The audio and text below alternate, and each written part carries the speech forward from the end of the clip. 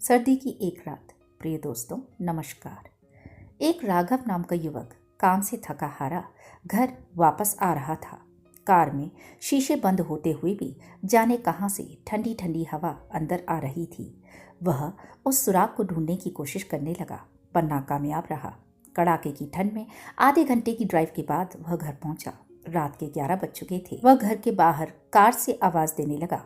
बहुत देर हॉर्न भी बजाया, शायद सब सो चुके थे। 10 मिनट बाद खुद ही उतरकर गेट खोला। सर्द रात की उसके हाथ भी ठंड के मारे लाल हो रहे थे। कार अंदर कर जब दोबारा गेट बंद करने लगा, तभी उसने देखा एक 8 से 10 साल का बच्चा अपने कुत्ते के साथ उसके घर के सामने फुटपाथ पर सो रहा है।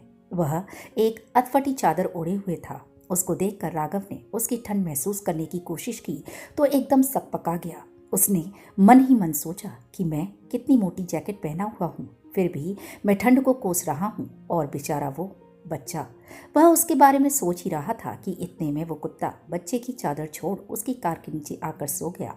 कार का इंजन गर्म था, शायद उसकी गर्माहट कुत्ते को सुकून दे रही थी। फिर उसने कुत्ते को भगाने की बजाय उसे वहीं सोने दिया और बिना अधिक आहट किए पीछे का ताला खोलकर घर में घुस गया। घर में सब सो रहे थे। वह चुपचाप अपने कमरे में चला गया। जैसे ही राघव ने सोने के लिए रजाई उठाई, उस लड़के का ख्याल मन में आया। सोचा, मैं कितना स्वार्थी हूँ, मेरे पास विकल्प के तौर पर कंबल, चादर, रजाई सब है, पर उस बच्चे के पास एक अटपटी चादर भर है।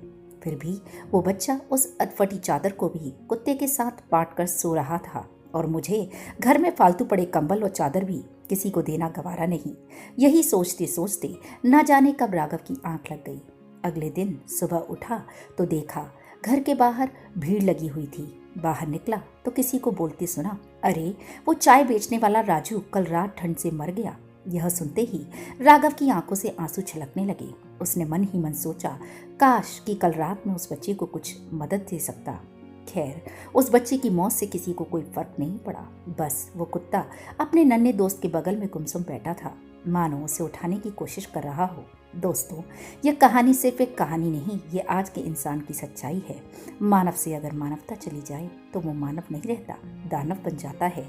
अपने लिए जीना और अपने लिए ही मर जाना, क्या यही हम सबके जीवन का मकसद है? कोशिश करें कि हमारे जीवन में कभी भी राघव की तरह कोई काश ना आए।